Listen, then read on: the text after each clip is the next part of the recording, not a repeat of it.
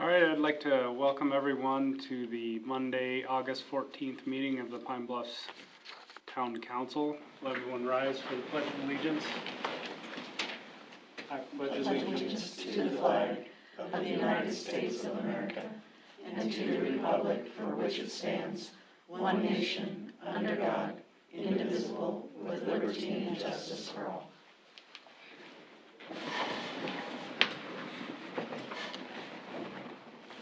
First item is the agenda.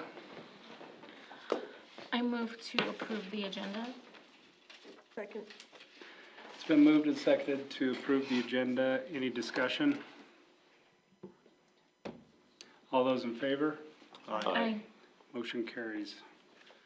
Next item is the consent agenda. I move to approve the consent agenda. Second. It's been moved and seconded to approve the consent agenda. Is there any discussion? The only thing I have is Jackie had given me an update on the 506 Main project. For what they are applying for, they probably will not do the sidewalk immediately. It'll likely be next spring, but they are aware they have a year to get the project going. Linda emailed me, she just said they were just gonna do the porch for now and they'll do the sidewalk next summer. Are they using sidewalk funds or? She did not mention that, so. Okay. That's all I have. Any other discussion? It's been moved and seconded to approve the consent agenda. All those in favor? Aye. Motion carries. On to new business. Item number 1 is Resolution 2024-02, a resolution amending the Town of Pine Bluffs fiscal year 2023 through 2024 budget to capture revenues and expenditures related to a grant from the Laramie County Recreation Board and a transfer of funds from general savings to operating account to replace chairs at the community center, providing for severability and providing for an effective date. I move to approve resolution 2024-02.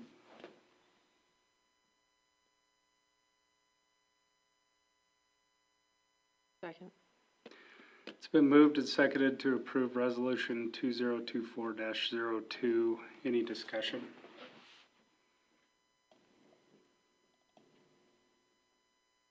Hearing none, all those in favor? Aye. Those opposed? Motion carries. Item number 2 is the review of the draft plat for the Prairie View development.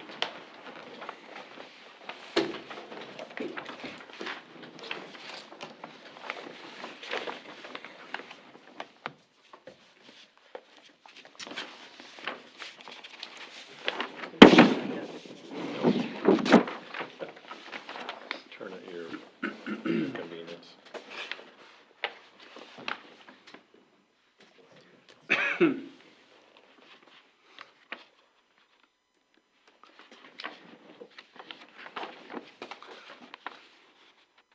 Kim, is there anything specific that you would like to mention? I just want, to mention that, you know, we're still contemplating, in the light industrial area. Right now, you'll see it's broken up into 5 different lots. You know, we can either leave them as such, or we can leave them as 2 big lots, one on the east and one on the west side of that Foxtail Road. So that as we start to sell those lots, we can get a better idea of what the businesses are looking for, or we can leave them sized as is for now.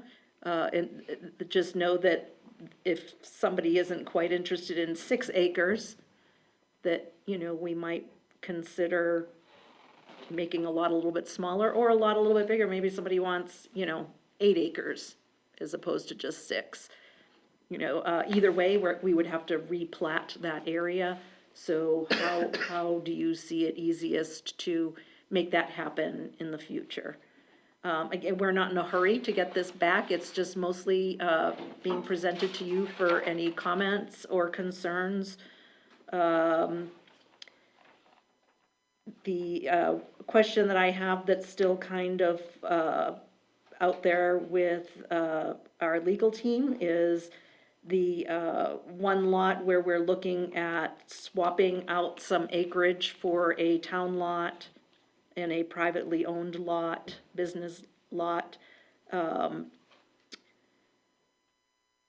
You can kind of see the lighter dashed lines up by what is the lot, what you would know it as Wyoming Malting. There in that, it says ownership is Hornstrom Farms. To make that triangular lot to the northwest make sense, we would take that piece and bring it to town ownership, and then the smaller lot to the west of, on Bourbon Street, would be swapped over to ownership of Hornstrom Farms. Again, it's to keep things in a way that makes sense because we have to keep such a large easement for the Air Force cable that runs diagonally through that lot. Okay, and that Air Force easement, that can't be used for anything else, correct? It can, we will be using it as a greenway. Okay. That's about all we can do. You can't build on top of it. And Basically, that was the thing, is that there was, with that running through there, it was chopping off. Right.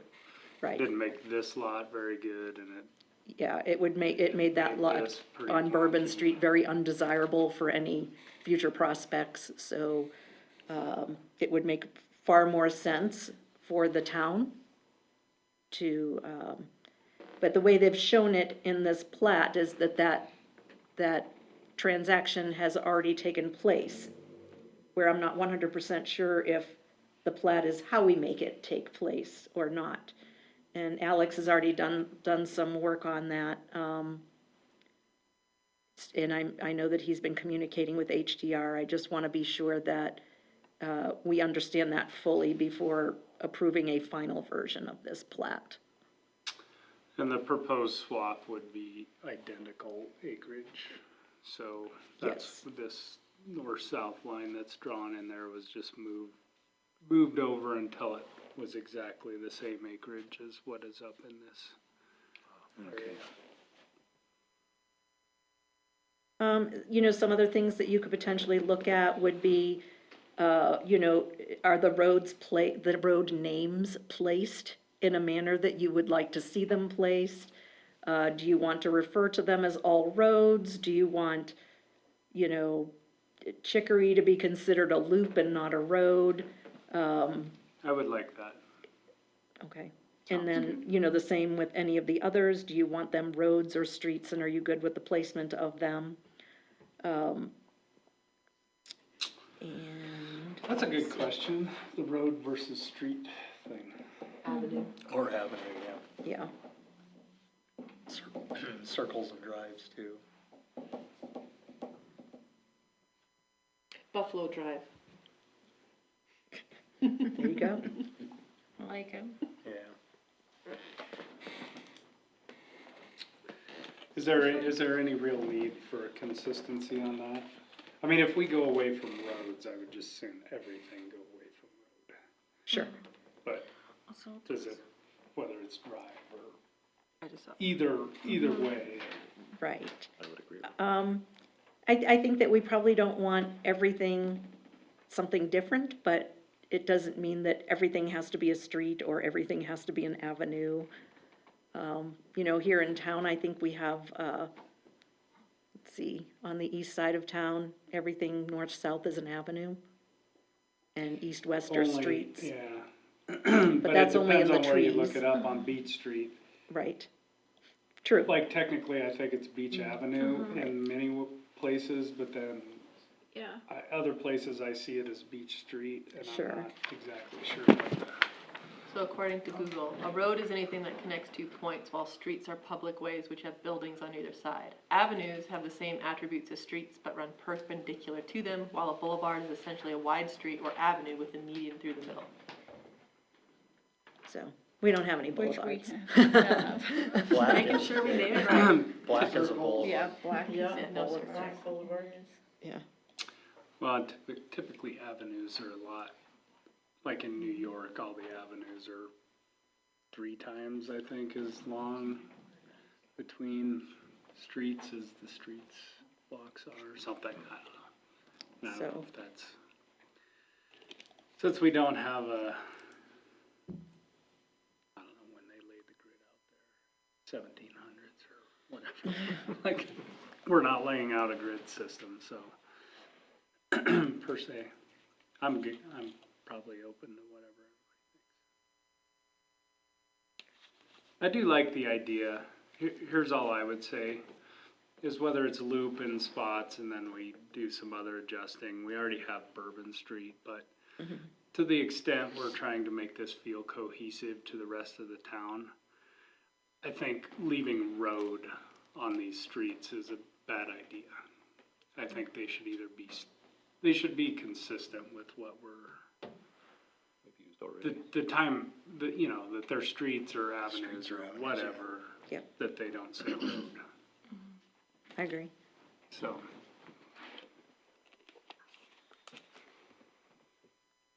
But frankly, I don't have a problem with where any of them are placed. No. Or,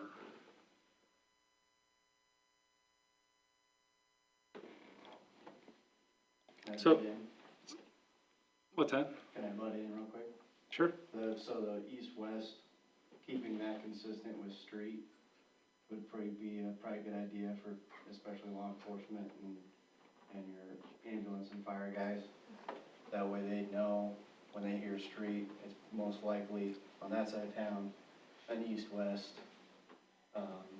facing road.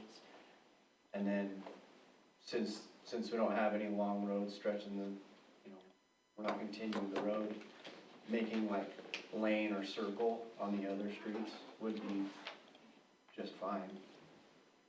Cause then you're not gonna get too confused.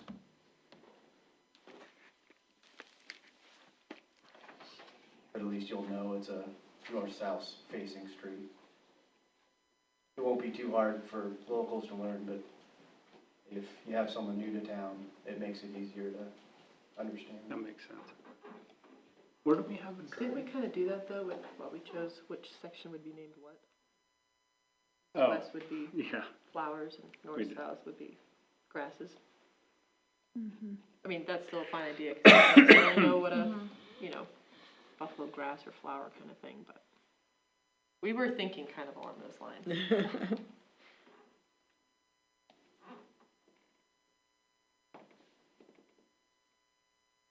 well, what does everybody think about drive? I think we ought to be consistent with what's in the rest of the town and go with streets and avenues. Except for, like Miller is also a street, It right? is. So And on it's in the north west side. side of town, everything's a street. Right. And technically on the east side of Main Street, it switches? Maybe a little further Not east. 100%. It's not, Well, you know, you we're would, just- you 'cause we're would, just doing Maple Street, and that's pretty far east. yeah, yeah. You know, Although, it's- we call it Beach Street, and it's Beach Avenue, so It's- it yeah. could just be what we're calling Maple Street is actually. No, Maple is Avenue. actually a street, It and starts with Pine is a street. So Beach is where it starts avenues on the north-south. After Beach, Chestnut, Walnut, and Butler are all avenues. They're the only 3. No, then Black and Simpkins and Simpkins is Black an and avenue. Simpkins are all avenues. Black is a I'm good with boulevard. that. Oh yeah, Black's Why would Boulevard, you name that? Simpkins is Beach. Yeah, Black Boulevard, it's just a narrow little street. Because it's the black sheep. Yeah, And then, but like Simpkins, when I lived there, you use we could go street, back and UPS fix will all reject this. your address. Seriously? Yeah. We'd have, you guys all wouldn't have to come back here after the I next was gonna say- election. When everybody had to change their addresses. I'll do that. Yeah. Pitchforks and torches. So I guess I would, I don't know. Yeah, I don't get the boulevard over there, but kind of alright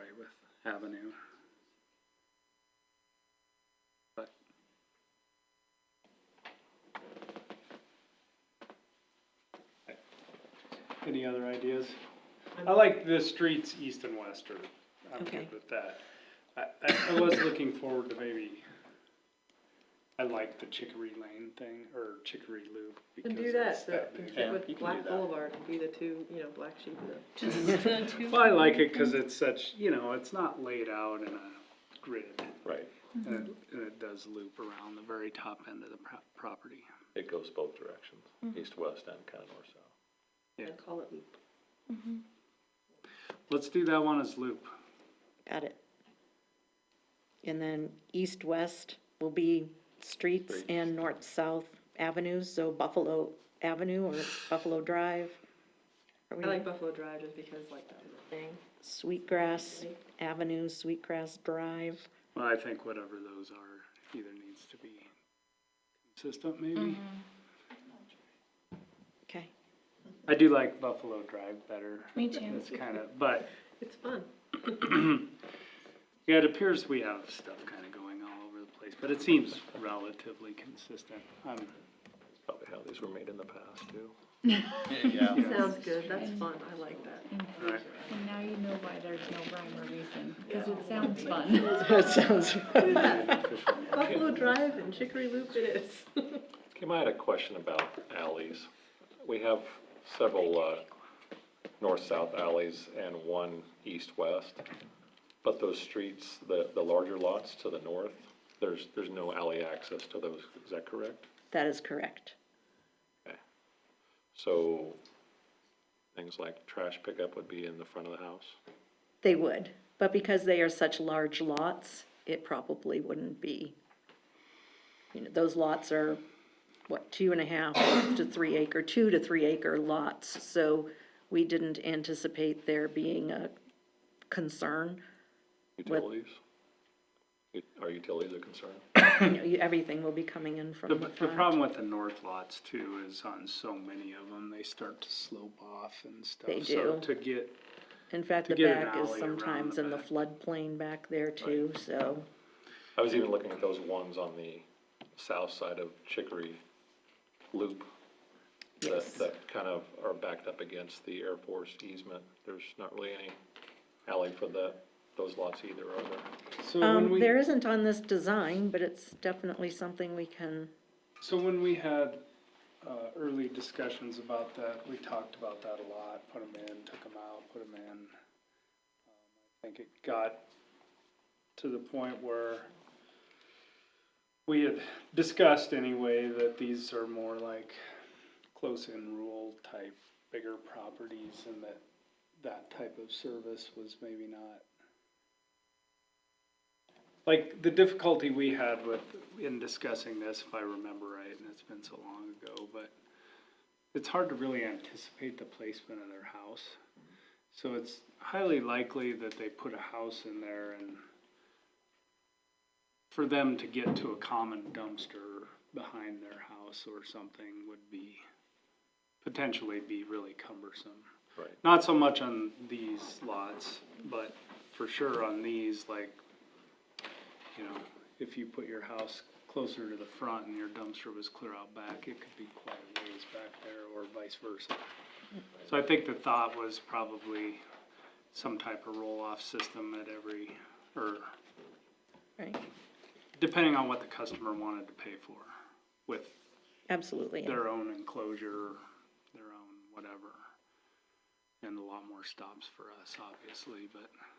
Right. So that would put the utilities in the front of the lot, Yes, yep, putting like a transformer and meter loop, that kind of thing, correct. or meter pedestal. I know High West has some members who don't care for that. They find that a little unsightly to have those utilities out front of their house. Got it, yep, So I just was thinking about that. sure. Can you say that? Yeah, but it looks so much better than the overhead lines. Yeah. They It really do. does. Yeah. Boy, that one, I'd have a hard time getting past that one. Every time I have an option, I bury everything. Oh, I'm not saying not bury it. I'm just saying, bury it at the back of the lot versus the front No. of the lot. So, once A lot again, of I that's on think the floodplain, problem though. with that is just, you know, if we buried lines around the back, we only access half the lots, whereas if it goes down the road right away, we get both sides You're gonna of have the twice as road. many Correct. transformers. I mean, you've got to maintain some level of access to it, to utilities. Yeah, the electrical people, what do they want, Kim? I think they wanted like a 400-foot right of way through there. Yeah. So they could just put that where, it was some really big number. Yeah. That's not realistic. That Normally seems- it's about that 16 seems feet. Really, Okay, thank you. I don't know if we've explained away your questions. We could certainly revisit some of those things, I just think. I don't know that it's a serious concern. I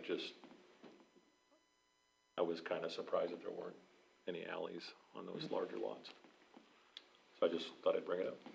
And I don't, I don't even know about the backside of, you know, we might, the section between these 4 smaller lots, north of Primrose. Right.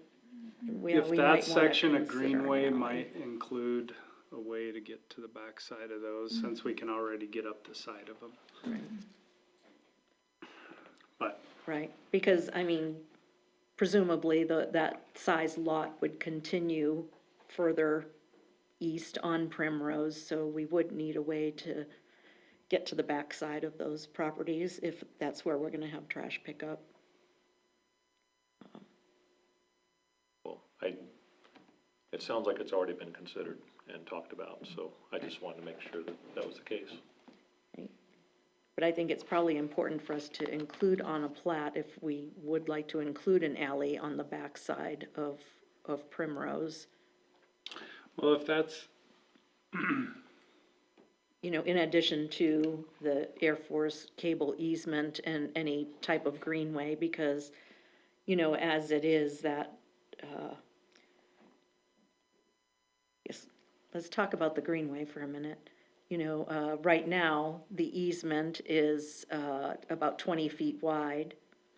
And when you talk about a greenway is generally not that linear. And it's generally not exactly 20 feet wide.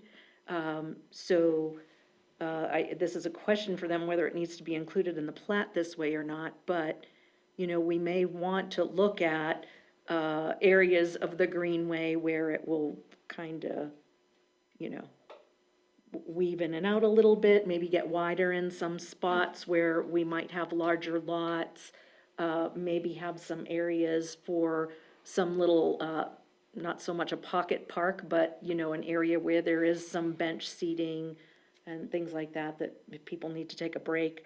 And so we might want to consider not having exactly 20 feet of an Air Force cable easement all the way. Or maybe the easement is the 20 feet and we just need to look at how we build in a greenway to that and easements. I'm not sure how that gets translated onto a plat. But well, it seems to me like, if we're just talking, just to go back to that, the property line will go to the center of this easement, correct? no, Your actual, it's going to be an easement. oh, you're talking about the property line for the houses or for the greenway? Up against the Air Force For, easement. for the easement that will include the greenway, Yes.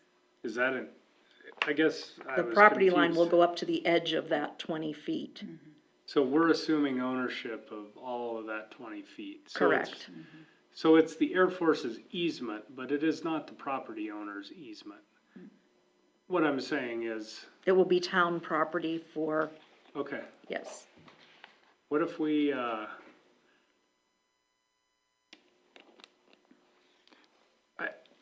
I think that should be made clear on here, though, Okay, because otherwise one would assume that the adjacent property owners own to the center of that easement, and then it's just an easement. like the way it's drawn, I think. Okay, So what we might think about doing is retaining, either making it wider or, it doesn't really matter. Well, the town now requires 20 feet, doesn't it, off of boundary line? That's basically a town easement, so that's That's an gonna eas- make that 40 feet wide. If you're staying 20 feet off of the Correct, center but of the question is, so the town would have the right to use that if we stay with the same setbacks, correct.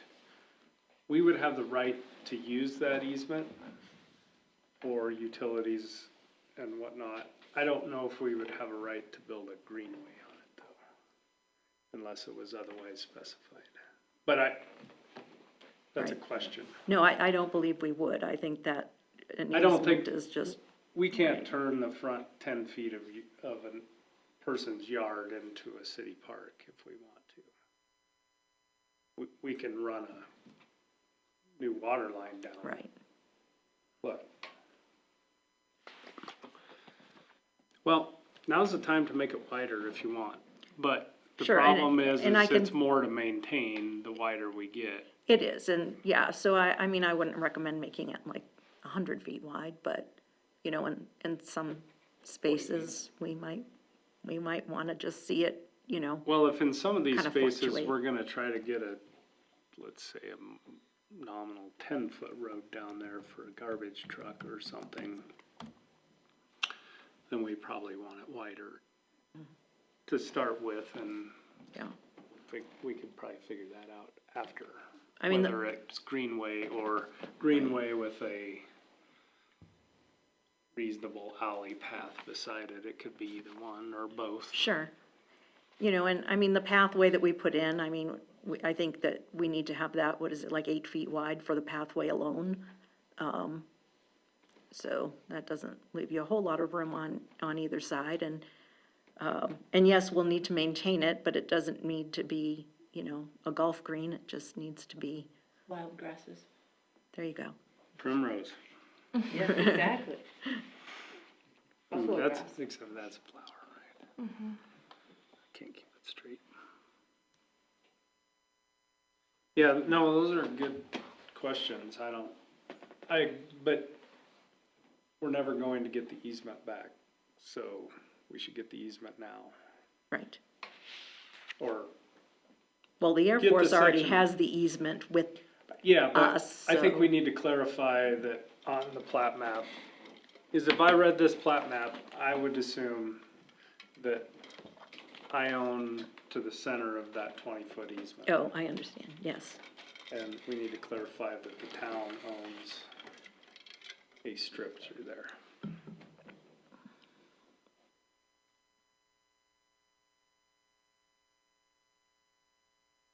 So I would say I'm not opposed to proposing going wider. I would Sure. say, And I would just recommend it here and there, not necessarily the entire length. But, you know, maybe where we have some of those, really long, narrow, kind of at the bend, to the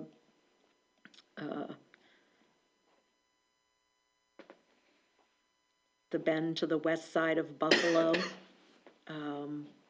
You have those really, you know, you have a couple of really long, narrow lots there, and then that one kind of oddly shaped lot.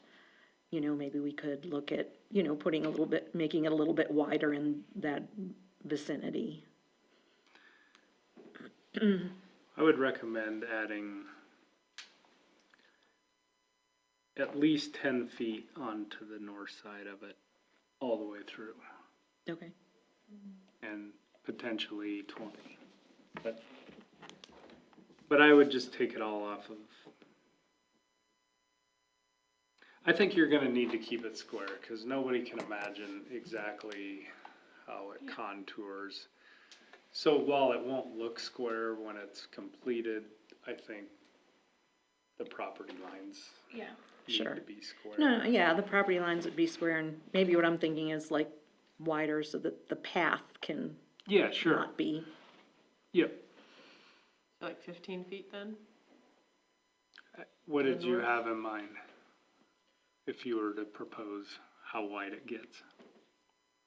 Well, thinking about it from a maintenance perspective, I wouldn't want it any wider than 40 feet. But I would say, 30 to 35 feet would probably be.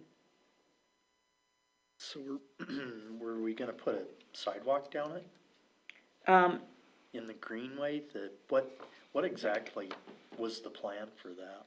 Sure, initially, it will be, I can't remember the name of the material, but it's basically like a compacted walkway. It will not be asphalt.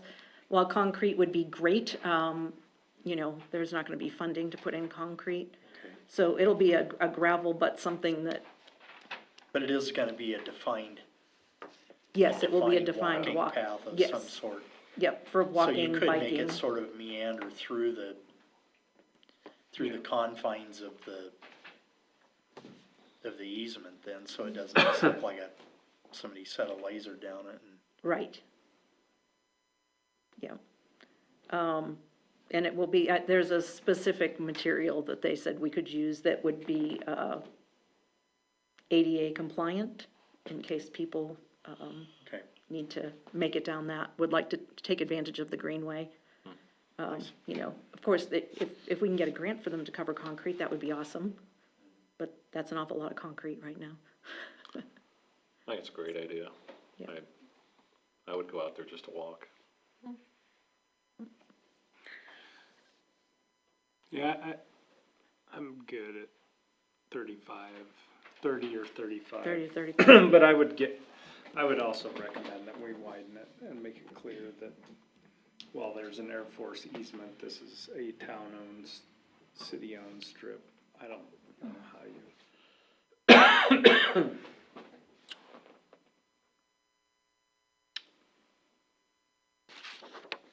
We arrive at a exact number.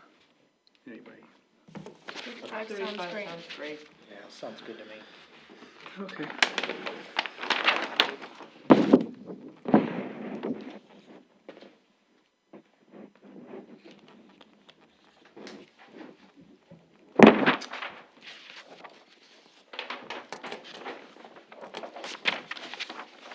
Has it been defined how the town would utilize, say, next to the industrial area?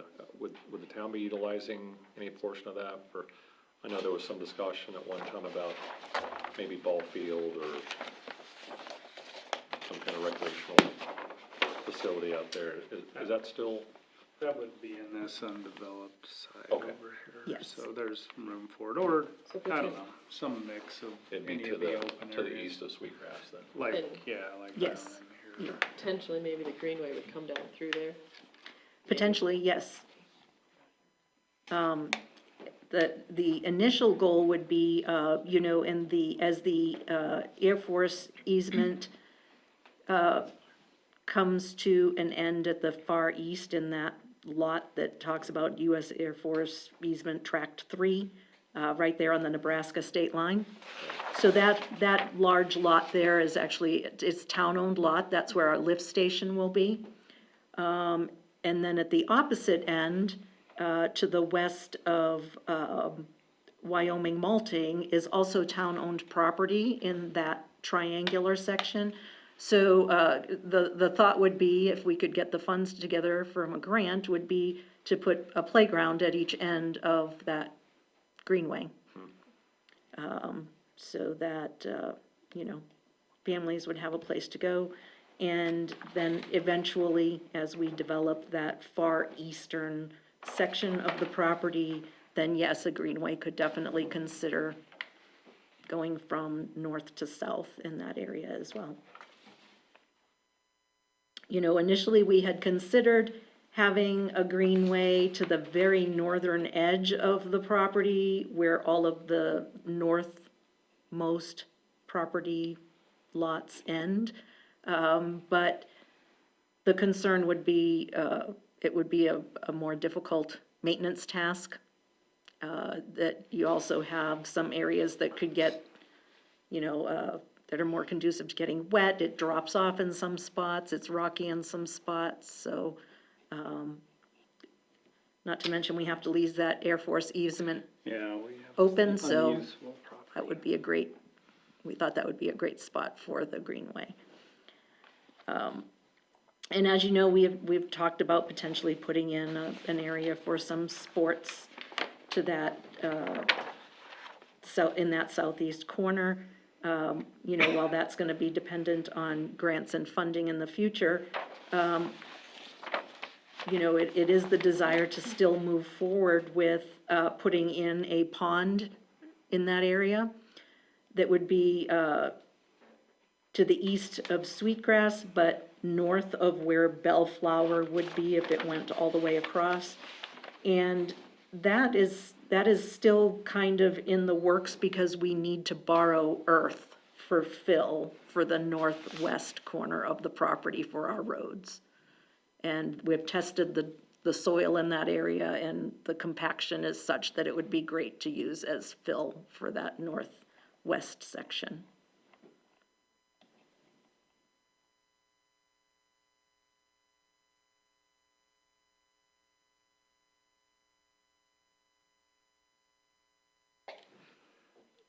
I think we're gonna have to. I don't think so, but there's I no. don't think we need to move on anything. How many more times do you think we'll see this, where our hopes is for actual plat approval? Oh, sure, you will, you can have it finalized for the next meeting if you would like, but if you would like more time to think about it, kind of chew on things a little bit, then absolutely, you can take what you need for time. There's, I wonder if there are a we, couple of things that we need to get buttoned up, and get the plat done for, DEQ purposes. Sure. You know- Well, we can talk about our next meeting. Yeah. Um, But particularly on that the light industrial area, looking at those lot sizes and what may potentially go out there.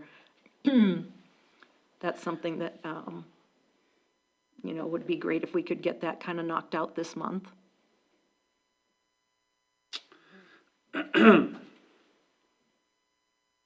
Yes. Yeah, I'm kind of torn on this, whether to leave those lot lines in there. I have the southwest one, the interested party I know is perfectly fine with where that lot line is, thinks it's about right. Okay. And so, to the extent we know that one is a pretty quick turnaround, I would say that's good. And why don't we just leave it as is? I mean, we can nitpick, but we'll always get someone who doesn't like it or wants it the other way. Because even if you left them with no lines, then you'd put them in, so it's probably not any different than needing to move them, should we have to. The other day at work, we were drawing buildings and looking at truck access on them. And they're actually pretty good the way they are. You could get semi-access in there and around them. And still have a usable area where you could put in maybe a 10,000 square foot building or something, so. With that said, do you believe that Foxtail needs to be wider to accommodate large truck traffic?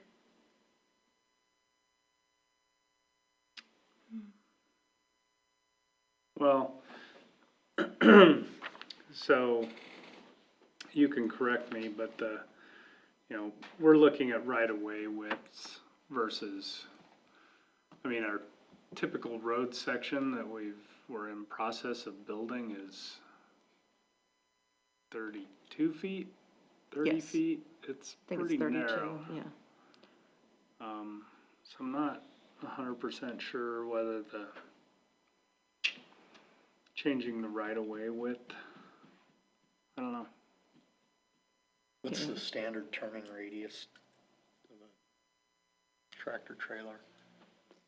What do they typically like to put in, like a 60-foot radius or something? Think, at least. But some of that's really dependent on how wide your entryway is. I mean, the wider your entryway, Yeah, the wider your the entryway is, the narrower more the they road can be. It's, And I have a feeling if Right. we're, 5 if feet. we're building the roads, we're probably gonna build them to 32 feet. And then it's kind of up to the individual landowner to figure out how to build the access wide enough that they can turn in there, as opposed to the road wider. I don't know. I guess I'm not opposed to it in that area if we wanna, why don't we just change it so it's consistent down there to 80? And if we decide to build wider road section through there. Okay.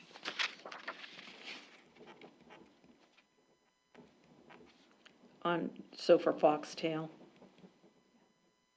what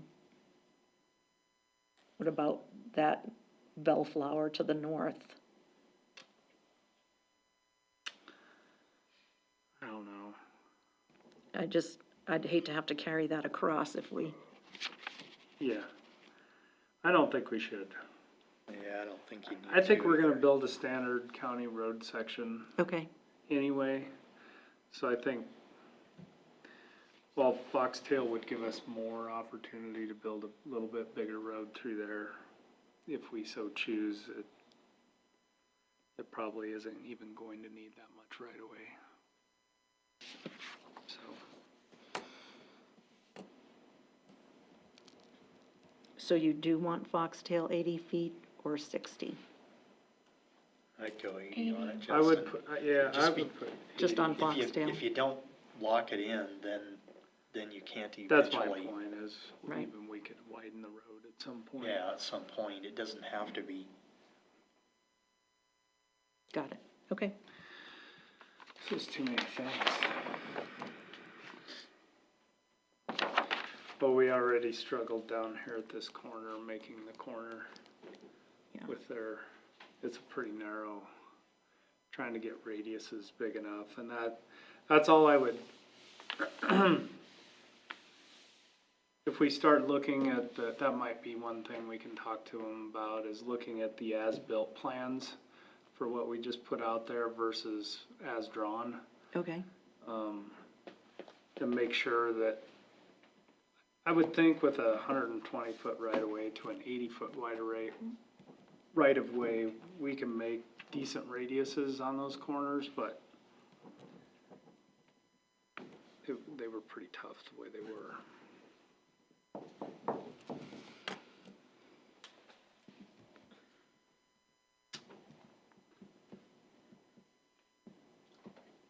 And that was transitioning off an 80-foot, except for that road's clear offset to one side, Right.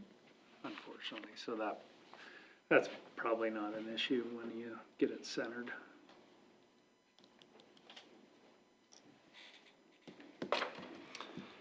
Any other thoughts? and then just kind of a FYI, remember at that lot 47 in the northeast corner is where we're putting the bulk water filling station. That's where, well number 3 is located, that is not municipal use, it is untreated water, and that's why we'll be using it for the bulk water filling station. And so I will get with Lauren to understand exactly where he put that, because a little chunk of that lot 47 might need to come off as municipal property for that bulk fill station. Will we be able to have less setback because we're not connecting it? That's a Chris question that I can't answer. And whether I assume they went out and got the data point for that to know exactly how close to the corner it sits? Yes. Okay.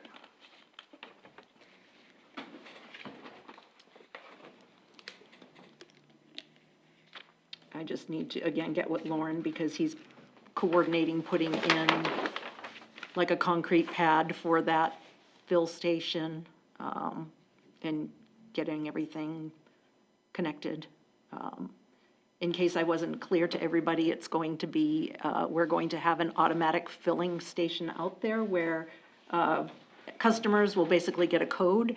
So if you work for Simon Contractors or whatever, you'll have a code that you punch in that is basically your customer number, and they will be able to fill. It will all be metered, and the town will then be able to use that data to turn around and rebuild those companies. Right now, we fill for them, but we're using treated water, so this is gonna be fantastic to not be tapping into our treated water supply. And it'll be self-serve, which will be great. So, and that should be going in here next month.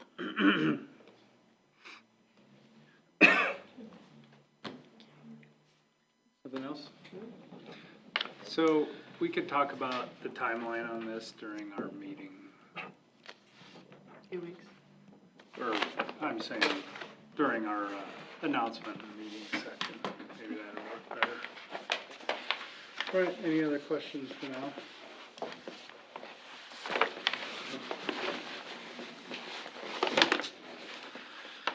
Great. Hearing none, I'll say, the next item is visitor comments. Do we have any visitors? Yes. I was asked to ask why the town for Trail Days does not have a PA system set up for announcing like at the park as each float comes through. And we're just curious about getting a PA system for that. Molly could speak to that. I know we've had that. Yeah, We've tried it. they've tried it a couple years ago, and I think just as the parade route is so long, they didn't really feel like it was, like, unless you were right at the park, it just didn't feel like anyone could really hear it. So I think Sonia had a portable, the rec department, Sonia let us use that portable PA system, and it just was kind of a flop. We're just curious because as we have covered Burns, Alvin, Grover, everybody has a setup, including, I think there was 7 at Cheyenne Frontier Days. Yeah, they do have some kind of all along the area there, but that feels a little excessive. It's something that we could talk about again as we changed parade chairman. That was just something that we decided to pass on for now, as it didn't work well in the past. It just wasn't heard by many, so maybe it's something we can revisit. But Sonia does have, the rec department has access to a portable PA system, and Sonia has let us use that in the past. So thank you for the suggestion. We'll look into that again. Thank you. I also would just like to add, I think one of the complicating factors is in Cheyenne, I think it's very rigid. The parade is very rigid. People know what the order is, whether you're on the schedule. I'm not on the Trail Days committee, but just by observation, I think people roll up and decide they're gonna be on the parade, in the parade 5 minutes before the parade starts. And sometimes we no don't one have knows. But those aren't things you can't overcome, but it complicates it, I'm sure. And by some people, I mean probably our business every year. Thank you. Thank you. Moving on to department reports. Nothing. The same, Have you had a, meeting with the airport? no, with the, No, yeah, not yet. Jack was, what am I trying to say? What are we having up there? Historic High School. yeah. When I was on that during my first term, My understanding was that one would be scheduled shortly, but I don't know when that's going to be yet. I don't have anything to report other than just to thank everyone that contributed in any way to trail days, and a lot of town folks and a lot of volunteers put in a lot of work on that, and I thought it went well, and pretty well attended, maybe some things up, some things down, but generally speaking, it went really well, and just appreciate everybody's effort, so that's all. Thanks. I don't have anything new to report other than the WAM Region 1 meeting is September 12th at 6 at the WAM office in Cheyenne. So hopefully, I haven't seen anything from Justin or Irla on that, No, I haven't gotten but anything yet. I'm sure they'll send something out. But that's when that meeting is. If anyone would like to attend, I will be going. September 12th. Yes. Anything else? No, that's all. Dennis? Nothing new. Next landfill meeting is Wednesday, so. Great. Michael, anything for us? I don't think so. I think we've covered it, so. Great. Austin? No, we had our meeting / training with E-Force. So we are live for reporting, so that's a breath of fresh air. Our e-citation will be coming up in a couple weeks, maybe a week and a half. They're still trying to plug in everything on their end, but we are live on E-Force, so excited for that. Austin, would you mind explaining how you use that software? Yeah, so when we get a case, let's just say a burglary here at Town Hall. So they can hear you. So if we were to get a burglary at Town Hall, dispatcher give us a case number, and we'd put in that case number. We'd go into the E4 software, click on RMS, which is a reporting system, and then the e-citation will be on a completely different side. But you click on that and create report. First thing you'd enter in, it's very user-friendly. You'd enter in the case number, where it occurred at, and then what the offense is. And then everything from there, depending on what the offense is. So if it was a burglary, there's stuff called NIBRs that are reported by the you have to report to the FBI, sorry. Used to be UCR, now it's NIBRs. It's just, they break it down. So burglaries, thefts, and the differentiation between the two, because some are most all burglaries are felonies, and about half of thefts are misdemeanors, and the other half, depending on the value of the item, is a felony. So it breaks it down into a million different NIBRs compliant things that you have to enter. And so with this system, now when we go through and do those things, it's actually calculating it for us, so we don't have to do it on the back end by hand anymore. We just have to go in and make sure we have all the boxes filled. And in the past, you'd have to guess at what those boxes are. So when you go to complete a report, it would say you don't have this done, and you'd have to go find where that is. Now it's all color-coded. That's the nice thing about this system. So there's nothing to miss. If you have a red box that's not done, you know you have to fill it out. So you go and you enter the victims, the suspects, the missing property, the found property, if you recover it.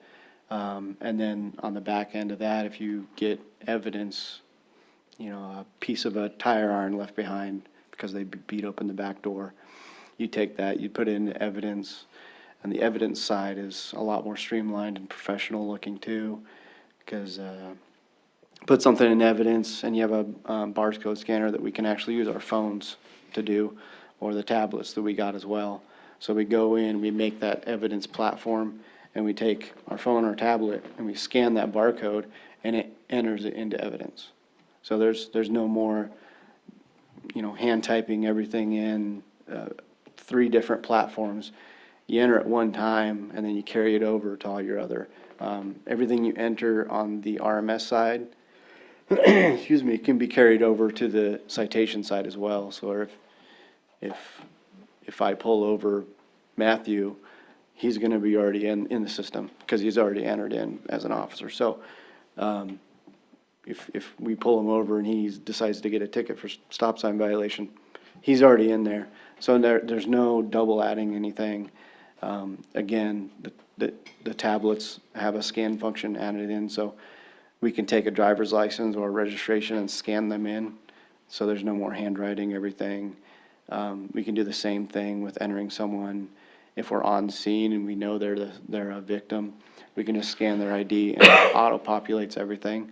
So again, there's no more hand typing names and addresses and all that stuff, unless their address is on their license is different from where they're actually living now, and then you go in and you can edit it, but just, it streamlines everything. I get, quotes more into the 21st century than what we had before, and make it less time typing reports and more time doing what we're paid to do, so, yeah.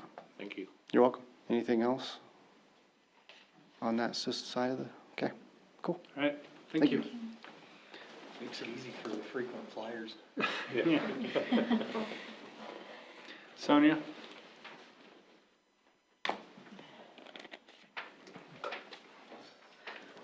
So, I was just gonna have, Mary called me and said, could I do a report about the pool this summer? And, what happened, what was going on, numbers, things like that. And I said, ooh, I think that'd be a great idea. So, especially since we have 2 new council members, but Mary's gonna come up and Dylan. So Mary Jacobson was the manager and Dylan Sweeter was the assistant manager. And she's gonna come up and give just a short synopsis of what happened at the pool this summer and numbers and things like that. So my wonderful staff at the pool, they did a great job. Go ahead, I'll turn it over to you. My name's Mary, and this is Dylan Sweeter. Well, I don't know if you want to hear the number parts first, or primarily what I wanted to do is address the council and express that we both got tons of compliments about how the pool is a great asset to this community. Many people asked, how can you do this in this economy? And I said, well, I leave it up to my town council to be able to provide this service to our community. We had some guests that stopped. We've had guests from Cheyenne, of course. We had families from Cheyenne. We can talk about that on the number days. We had guests that were staying at the RV park or at the Harvest House, the distillery, come and use our facility, and they thought it was a great opportunity to do so. We had a family that was just driving through and they saw the pool, so they pulled off the interstate and came in and took a dip in the pool to relax, cool off, and whatnot. So whatever it is you're doing, please do it again, because if we did not get them daily, we got them weekly, the compliments of our pool. And that in today's age, it was nice to have this pool, this facility available to the community. So I wanted to say that first and foremost, that the community really values that opportunity, that service that we give them. Can you add to anything? I think you're doing great. Okay. So, also, I wanted to, I don't know if you know much about the pool, or I see some of your faces up there once in a while. But we're only open 77 days, and this year, our weather was not our friend. One of the comments that I got last year when I was a manager said, you better let us know what's going on Facebook. So I made it a challenge this year to post if we were having bad weather, or if we were closed, or if something was happening up at the pool. And I don't know, I had to go back and check, but we were actually closed 10 days this season due to cold weather. Believe it or not, we were closed on July 5th, and we closed early on July 4th. And I only say that because on July 3rd, that Monday, where a lot of people experienced a 4-day weekend, they took Mondays off so that they could have the 4th of July off. Our high count that day was 87 swimmers in the pool, which was great. It was crazy for us, but it was just great to see that the pool was used and people were happy, people were having fun, splashing and whatnot. As far as swim lessons, we had 71 swimmers in our June class, and we had 96 swimmers in our July class. We serviced approximately 10 families for private lessons, and those were during non-swim lesson weeks. We averaged about 53 swimmers a day. Sometimes it was higher, sometimes it was lower. I will say that it's unfortunate, since trail days, our average has been around 12. I think with the fair and with the cold weather, Sunday it was warm, we had 23, but that was, yesterday we had A total of 4, was our high count. Because it was So- cold and it was cold, so. So I just want to express, we only had 4 pool parties this year, which is unfortunate. We had to cancel one due to weather. But I think that we could promote that opportunity. We actually had one pool party on a Sunday from 11 to noon, and that was their pre-fair party. So they only rented it for an hour, but they had a chance to get all the kids in there and swim around. So I just want to say on behalf of, we got a card and some cookies up at the guard shack last week from a family that said, thanks for taking really good care of all of our kids. And all the kids signed the card, and I was gonna bring it, it's out in the car, and I forgot it. But I just want you guys to know that the community values that resource. And I know that it's probably not on the top most, important things that the town provides, but for the kids and the swimmers and the families that come out and use it on a regular basis and on a non-regular basis, it's important. So if you have any questions, we'll be happy to answer, but I just thought I'd say thanks. Well, thank you.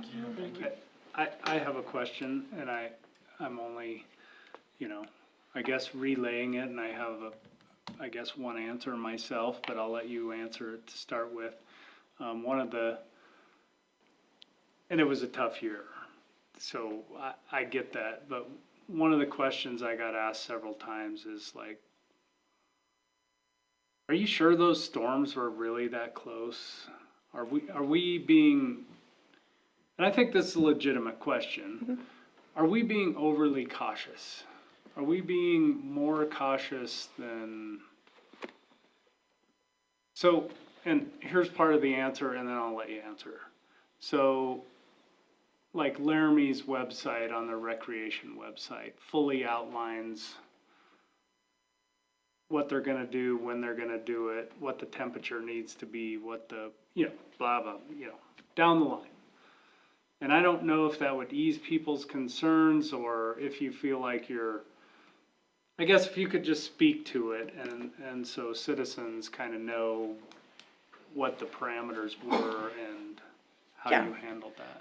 Well, our expectation is that we watch weatherbug.com for lightning. And I have my phone up there, we have a tablet, and we watch, if we see it in the clouds, we go immediately to WeatherBug and we check. And our parameter is that if it's within 15 miles, we have to close the pool. So sometimes, oddly enough, Dylan's phone might report lightning at 18. The tablet will say 14. It's the same website. We don't know why there's a difference. But we usually make a concurrence with, you check your phone, make sure it says, but if it's within 15 miles, we close down. We wait until the storm is more than 15 miles away, and we wait 30 minutes to open back up.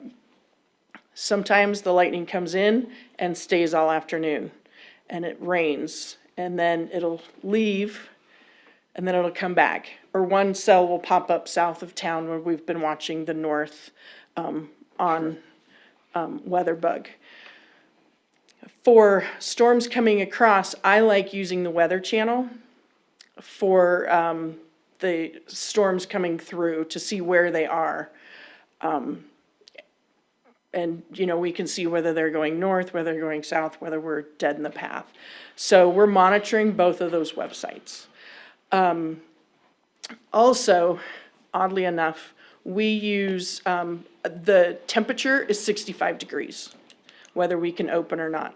Same thing, Dylan's phone says 63, mine says 67, the tablet says 65. You know, who do you go with?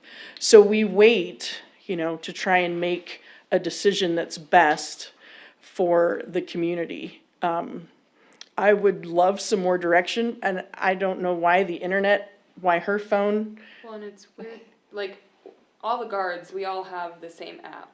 So we usually just go off of like, what is the most like what number is showing up the most. So if Carl, Avery, and Kenzie's phones are all saying 14, we have to go based off of that. For lightning. For lightning, yeah. Yeah. Sure. And then we have that problem where it's 70 degrees, lightning comes in, storm comes in, it drops down to 63 degrees. And then we have to make a decision. It's 4 o'clock in the afternoon. What is the likelihood that it's gonna warm back up? In order for the swimmers to enjoy their stay, that kind of thing.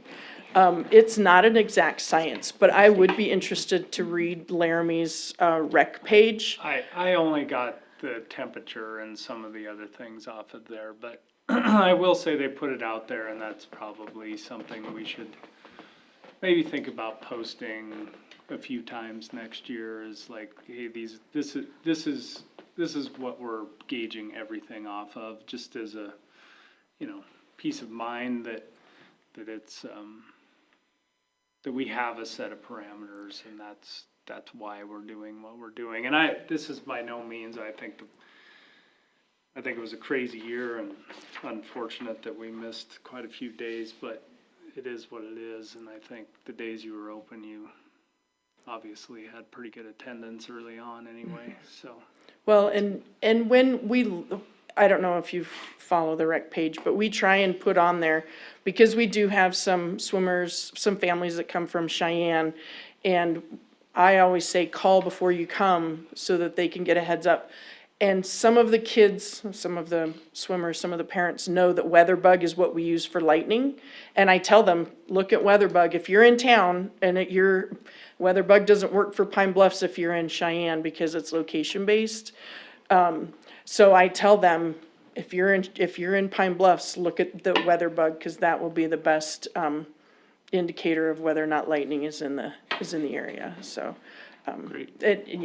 we try to make. I will tell you that there's a few people that have chewed me at the pool they drove all the way out from Cheyenne and you closed it 10 minutes later, and I'm like, sorry. So, but you're always gonna have those. Could that be posted on the town's website, the pool information, say we close the pool at 65 degrees, put the parameters that you use, and then put a link to WeatherBug, and maybe if people understand what's being done, then oftentimes they're a little more receptive to what's going on. If they think that you're just making autocratic decisions, then they get upset. Well, I will let you know that I feel super bad for the guards, because they signed up for this summer job and we put them on the schedule, and then we take hours away from them because we send people home, and you're here for 45 minutes or an hour, and sorry, we don't need you because we have 4 people in the pool and we don't need 3 guards sitting around. So, I get that. I totally get that. It's unfortunate for all around. It's unfortunate that Yeah, and I think that I think I'd like to, or we would all like to, discuss with Sonia over the winter some way to try to mitigate that's a good way to not have anybody come back, just by,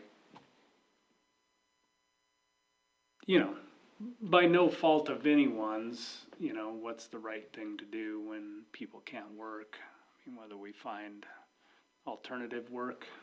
I mean, I understand we're saving money as the town when we're not employing people, but next year when we don't have people that come back because They're not got getting the hours, 65% right? of what they thought they were gonna get. And there are some things, like Heather and Sonia will send us to, like, we'll go and clean the bathrooms at the city park or the ball field, but there's not a ton that we know, like, something that we can do. Sure. Just because usually it's pretty covered by Heather and Sonia, so. Well, this is stuff that we could, Yeah.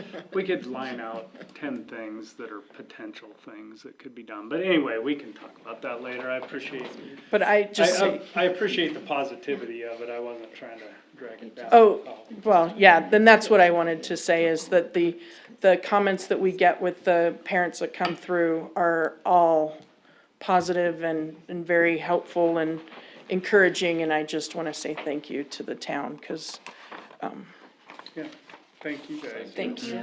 Oh, I have one more quick Oh, question yes, for you that'll probably make me feel worse instead of better. I'll have a positive Like- comment after that. This will be perfect then. So,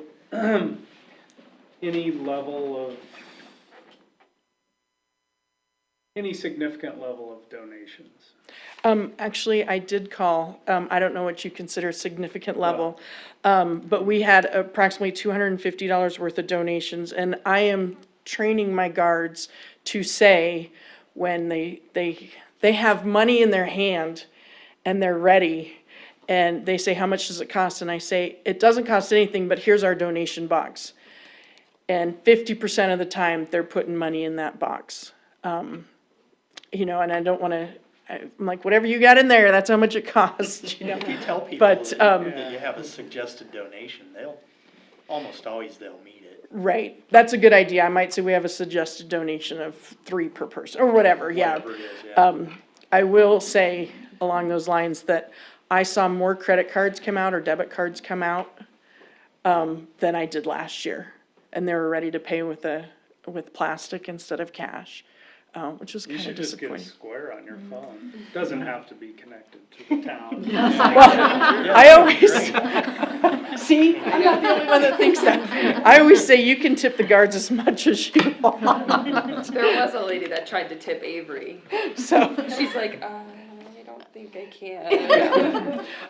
And I forgot to say that we have an average of 5 swimmers at night swim. Each night, we have had I counted as many as 11 one night.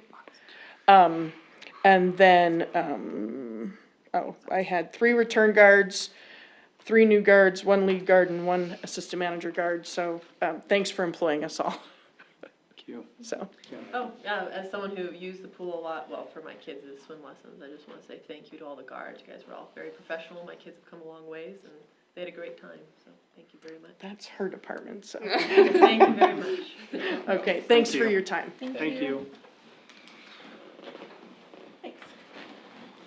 And the only other thing was, I want to make sure everybody knows that tomorrow night is the National Night Out / ribbon cutting ceremony up at the rear park. And it starts at 5:30. That's when we'll do the ribbon cutting. And then the pool, we're going to have, we have a 9 square in the air. It's a game. We're going to take it, put it together and put it in the pool. And we'll have that and open swims too. And then hamburgers and hot dogs It's supposed to be nice again tomorrow. and a drawing, dunk tank. The police department's doing the dunk tank. They're the ones doing the National Night Out, and we just kind of went together with the ribbon cutting, so. Who's getting dunked? I don't know, who's getting dunked? Myself and Matthew, myself on the, not so happy side. And then, yeah, hamburgers, hot dogs, and let's see, what else is I gonna, We have some bike giveaways, right? yeah, bike, yeah, raffle, We that's do- where it's We at. have 2 little kid bikes and 2 bigger kid bikes. So And helmets, good age range, and helmets, yes. yeah, to go with them, so. Great. It'll be fun. So hopefully you guys can make it if you wanna come. And we have invited like Sunrise and Pine Bluffs Gravel, everybody that worked at the park, so. But I think that's all I have. I had a lot of good comments about the pool, and I do appreciate Mary and Dylan and all their work up there, so. But we can do that. We can get some stuff put up. As far as air temperature, that's what the 65 was. Water doesn't have to be anything. Can you tell me why that is? I don't, they I don't have require no it. idea. I think it's gotta be 83 degrees. Look, Well, that's what it is now. It wasn't for a while either. I'll guarantee you in May it could be 40 It out, wasn't. and Yeah. there'd be kids jumping in the pool, but I understand there's gotta be some limit. I just wonder why that seems to be the chosen number. Yeah. There must be a reason, but For which one, the air or for the 65-degree air temperature, Oh, like how they arrived at 65 degrees, but. that pretty much was just like, nobody really comes if it's not 65 degrees. If it gets below 65, we'll sit there at 60 and, mostly. Because along with that usually is a little bit of wind, which even drops it even more, so. But, yeah, we could talk about that. You guys have anything else for me for recreation? Thank you. Yeah, thank you. Thank you. Yeah. Jackie. Liquor licenses went out, to our holders, our liquor license holders. They're due back to me, September 11th, due to the liquor commission, or liquor division by the 15th. And then we have, Oh, for their review. for their review. Okay. Yep, and then we'll hold hearings in October for those, after they are advertised, approved and advertised. We have Tyler Payments, who, we currently have, Tyler Tech is our financial software suite. We are changing, payment processor providers, and are going with Tyler Payments. So with that will come a few new ways to pay. We're hoping that happens like August 28th, and then we'll roll out some new options for people as far as, ways that, paying your bill will be available. We should have IVR, which is interactive voice response. So if you call to pay with your card, Renee will no longer take your card number over the phone. We will transfer your number, or transfer you to the number, and then you will just give it, that's for our liability purposes, that we no longer take those over the phone. It's just a much safer way. Also, it enables people to pay over the phone whether we are open or not. So it should help with being able for people to pay tickets, for people to pay town bills and such. It'll just be a little easier. There also should be text to pay. So you will get, if you sign up, you will get a text notification when your bill is available, and you will have to, obviously you would have to have your account created online, a card saved, and then you can text pay whenever you're ready to pay, and that bill will be paid. So it's just gonna help us hopefully start getting some new options for people that make it easier and faster for all involved. So hopefully after August 28th, I'll have an update for you of all the options that are available. That's all I got. Thank you. Mhm. Any questions for Jackie? No, sounds good. Okay, Kim? First, I'd like to give you a brief EMS update, and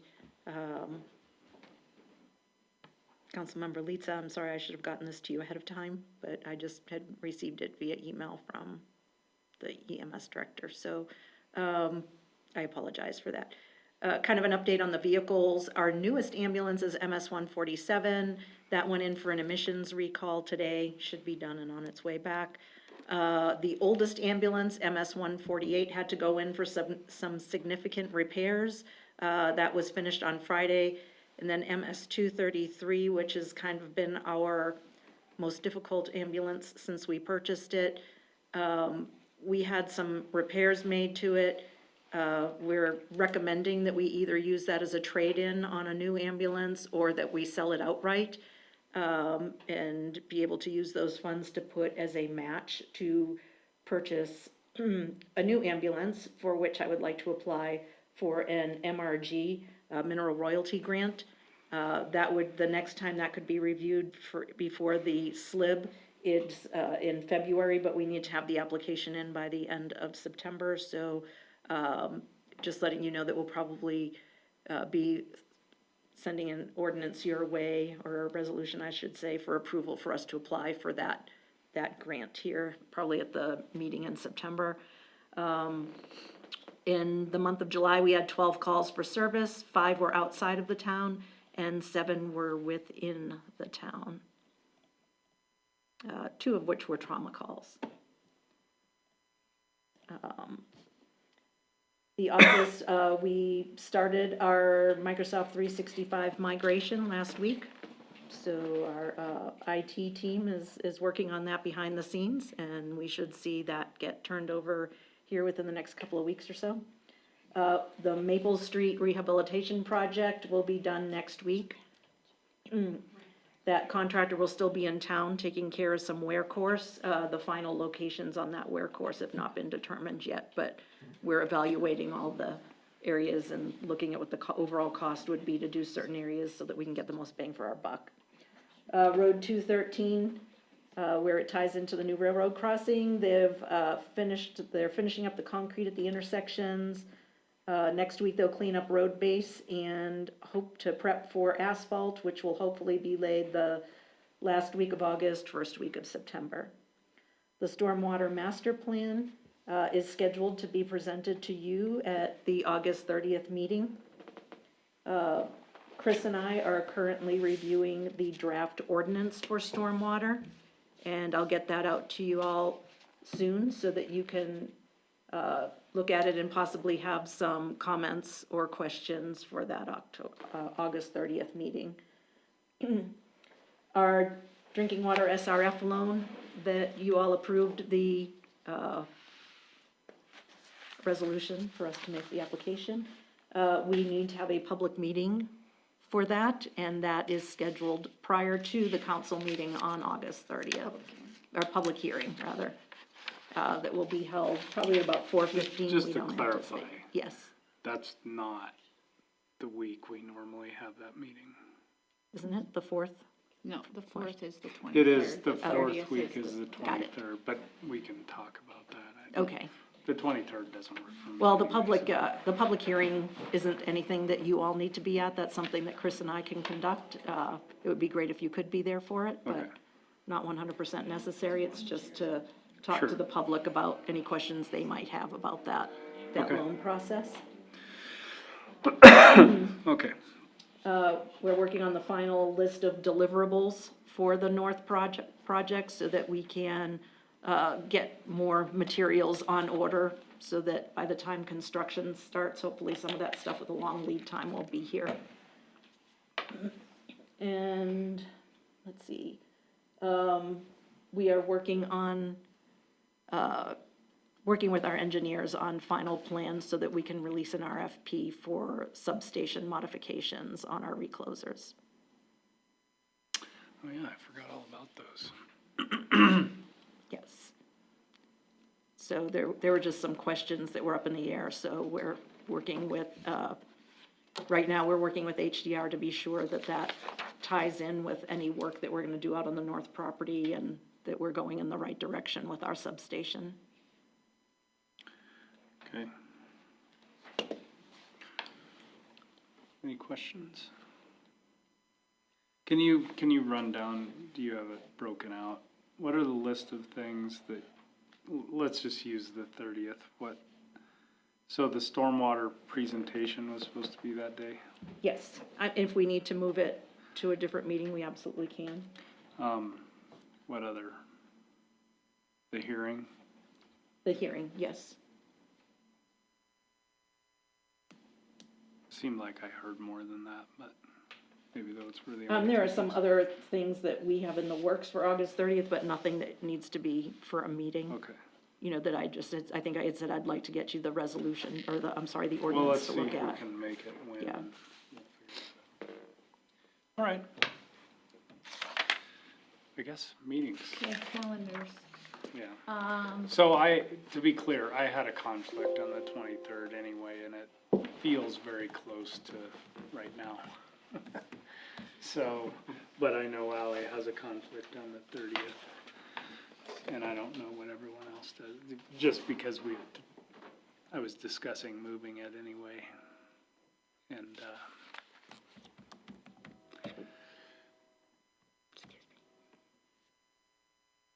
Well, did you wanna move it to like a Monday then instead of a Wednesday? People are busy on you've probably already advertised for the one part, right? Like, I'm good with it, and you're no day that week. That whole week's bad for me, but I can call or Zoom in if you need me to. I'm not Okay. like super remote. I'll just be at my grandparents' house, so it's fine. Well, I can say the 30th works for me. I believe it works for me. When to when? What date? August 30th. The 30th. 4:30, probably. 4:30? So are we going to have the public hearing at 4:30, followed by Yeah, it'll have to whatever be other public regular hearing business first. we would have? Right.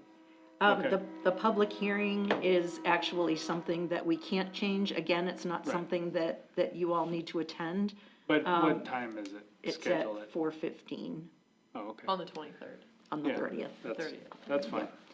And unfortunately, it's something that had to be advertised for a really long time prior to, it had to go through DEQ for approval, and it's No, not like our normal public hearings. that all works for me.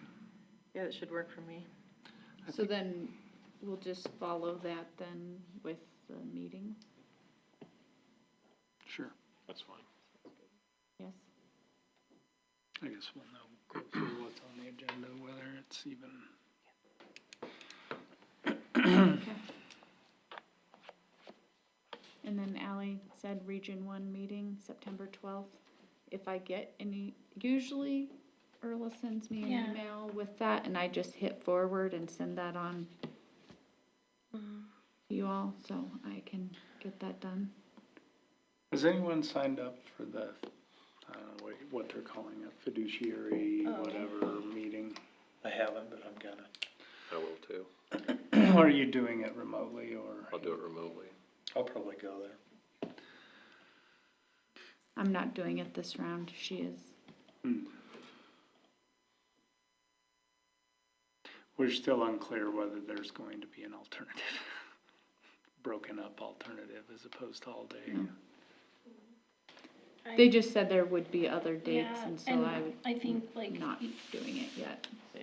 I can participate in like 90% of it, Yeah, and I don't want to, like if I leave an hour early and have Yeah. them go, oh, that didn't count, all other Yeah. the seven previous hours were Yeah. a waste of your time. yeah, yeah. yeah, exactly. I So, think WHAM plans to do my under, one at the winter conference that's like in person.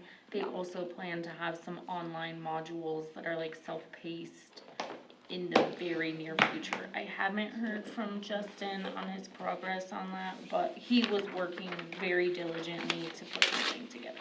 my understanding was after the first of the year is Yeah. their hopes of trying the online, Which is about the same. self-paced module, but, Yes.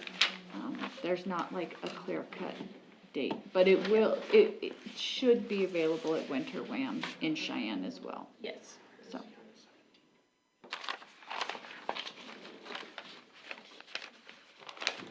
Move to Anything adjourn. else? Oh, nope. Sorry, go ahead. Move to adjourn. Second. Moved and seconded to adjourn, all those in favor. Aye. Thank you, everyone. Yeah,